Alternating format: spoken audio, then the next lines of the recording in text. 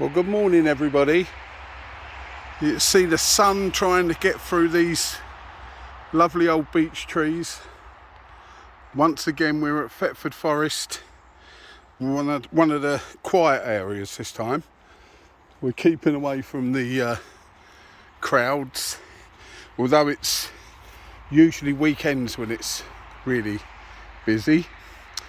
But we have been to this area before and we found some really interesting things, so we're going to have a look around and see what we come up with today. See if we can find anything to put in our basket.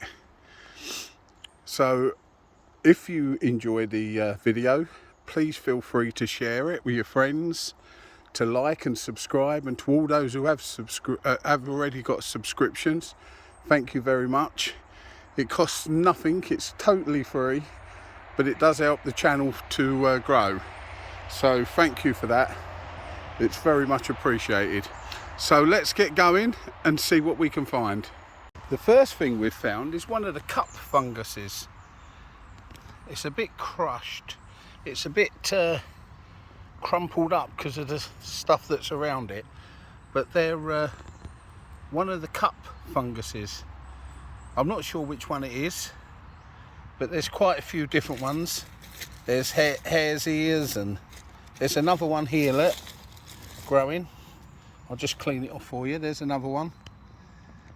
We'll have a look in this leaf litter and see if we can find some white saddles this time, or some elfin saddles.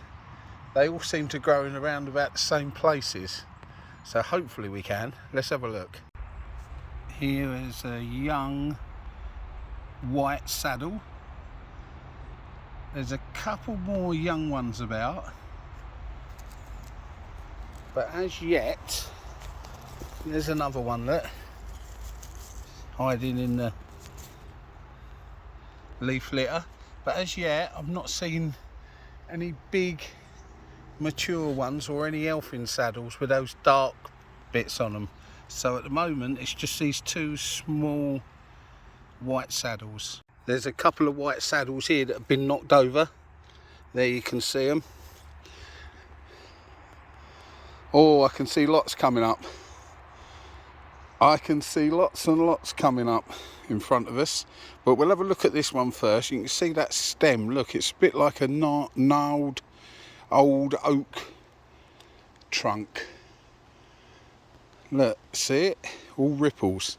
And then that cap is like folded back on itself, twisted, turns. There we go. So that's a white saddle. They're both white saddles. We'll lay them, well, put them to the side, because if not they're going to get trampled on. And here, as we move up, there's quite a few. Look, there's one nice one there growing. Another white saddle. Another nice big one there. These are nice size. There's a couple more smaller ones. I'm trying to see if there's any dark elfin saddles, but they're very hard to find in this leaf litter, but we'll have a look. Now, if you remember, last week, I think it was one day last week, we found those beautiful yellow earth tongues that I've never found before. Well, those earth tongues, yellow earth tongues, they've got two names. Some people call them the yellow earth tongue. Some people call them the yellow earth fan. So, whatever we call them, I've just stumbled across a whole collection of them. Now, I'm going to go slowly here, because there's so many I don't want to tread on them. There's one there, look. These are lovely in yellow. There's another one. We have two together there. I've got to be very careful here, because they're so hard to see. I could quite easily tread on them. Look at the size of that fella. He's big. More there. Couple more coming up there. Two more growing together there, look. You can see what they're called yellow earth fans, can't you? They've got that little bit at the top that fans out. There's another one, look. Aren't they lovely? I'm definitely going to have to take some pictures of these. So let's get the pictures took. Now we've found a, I think, yep, a Babylit. Not very big, but it can go in the basket. Didn't expect to find one of these in this area. So let's carry on and see what else there is about. It's a bit of a surprise, this grass area this morning. Just down here, we've got some sweet chestnuts, or the shells. There's the sweet chestnuts. They're a bit prickly, so a bit of a job to open with one hand. But there you can see inside the sweet chestnuts. Quite a few people collect them. There you go. These are the proper sweet chestnuts that we eat at Christmas time, that we roast. Look, that's a nice one. We'll save him. But if you look under the chestnut trees at this time of year, you'll find hundreds. Lots of people are out collecting them in bags, keeping them for Christmas. So there you go. That's what to look for. That's the husk, that's the shell, that's what you look for on the ground for your sweet chestnuts. Oh my, look at the size of these russulas. They are enormous. Look, if I put my hand next to him, look at the size of that. Actually, he's a bit old, so we can pick him. Look at the size of the stem. You can see he's getting old. Look, he's all falling apart that side. But look at the size of that. Big old russula. A big old russula. Here we've got literally hundreds of pieces of coral coming up. I'm going to go slowly and then I'll pan back and hopefully you'll be able to see how much there is. It's just unbelievable. I've never seen so much ever. There must be 100, maybe 200 pieces, clumps of coral here. So if anybody wanted to get some nice pictures, like I'm going to, hopefully, this is the place to be. Have a good look in Thetford Forest. This looks like a aniseed mushroom. Or,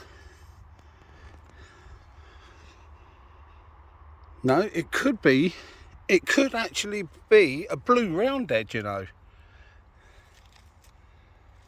Although the cap is very flat, there's no smell of aniseed.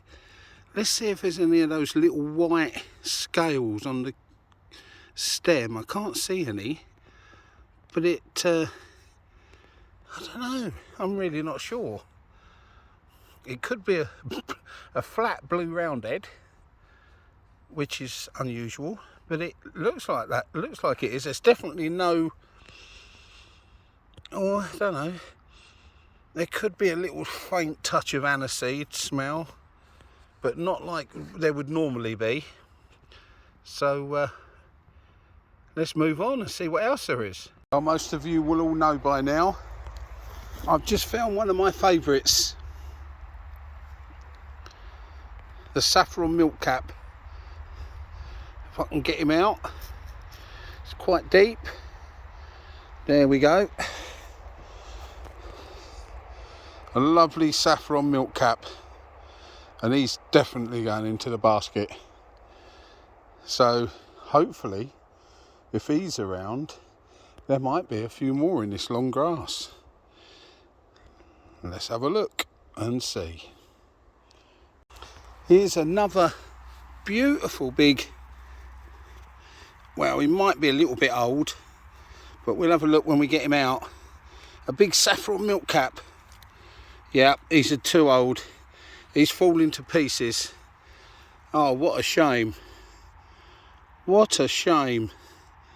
That would have probably been all right to eat, but I'm not gonna bother. I'll put him. Let's chuck him around in that long grass. Hopefully his spores will come up. But that would have been nice. Would have been 2. So let's carry on and see how many more we can find, if any. Here we've got a beautiful, beautiful large fly agaric. And there he is with a look at that beautiful skirt. Could be a she. It's a nice skirt. But look at the size of him. Must be what, 8 inches high, maybe 9 inches high, and easily 6 inches in diameter, 7. That is one big, lovely fly agaric, tucked away nicely out of the way of everybody, so we'll leave him there. We've got some lovely rosy bonnets here. Of course these are not edible, they're poisonous, so we don't touch any of those. They've got that lovely Victorian-y, watery, washy pink cap. Not a bright pink, but more of a rosy pink. So there we go.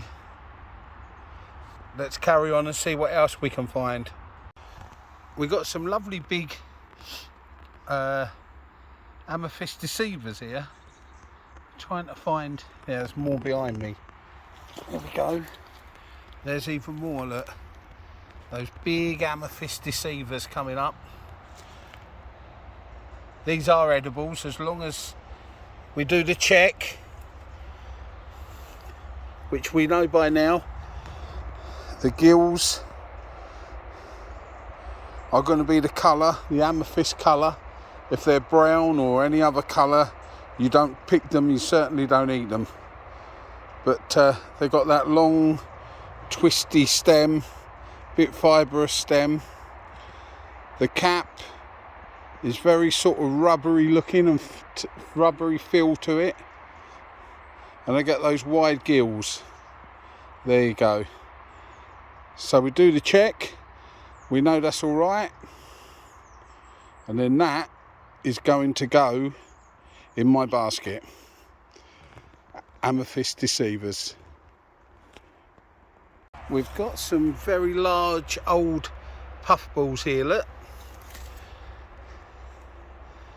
Lots of spores coming out. There you go, see them little puffs there. Little puffs of like smoke. That's the spores coming out. There's another younger one there, a couple of older ones there. It's quite a collection here in this little area. So always nice to see the puffballs coming through the leaf litter and the moss. We've got some lovely candle snuff fungus here, look. They look like little stag deer antlers, don't they? Usually if you brush your hand across them or blow them, you get the spores come up, but these look quite young. So sometimes they'll go a bit black at the base. But there they are, candle snuff. So you'll see this quite often. It's quite a common fungus. It'll be on stumps with mossy stumps, just like this one, look. Old tree stumps, you'll see it. You might even see it in your garden. Candle stuff. There we go. No forest walk is complete without some yellow staghorn. And what lovely yellow staghorn it is too. Only young. Couple more bits coming up there, look. Coming up through that moss. So come on everyone, get out there and find some. You need to see the yellow staghorn. Lovely trio of young puffballs. Aren't they lovely? Not very old. Nestled together. There's another 3 or 4 there. There's quite a few in this area. Sorry, it's because I'm looking away. There's Some more here, look. There's 3 more there, and another one on its own. There's a nice group of 4 here. It's 2, 3, 4 lovely young puffballs. Well, I think that's going to be about it for this morning. We found some real nice interesting fungi, as always. Here in Thetford Forest you always find some really nice bits and pieces. Not many edibles about, but then there's not many coming up now, and what are coming up are getting picked at the weekend. So, but it's not all about edibles, is it? We come to look at all the different bits and pieces. We come to get the exercise. We got a lovely morning with the sun trying to get through these trees. So thank you everybody for watching. Please feel free to like and subscribe. And most of all, you have a really good day, and get out there and have a good walk. And don't forget, when you're out, keep your eyes open.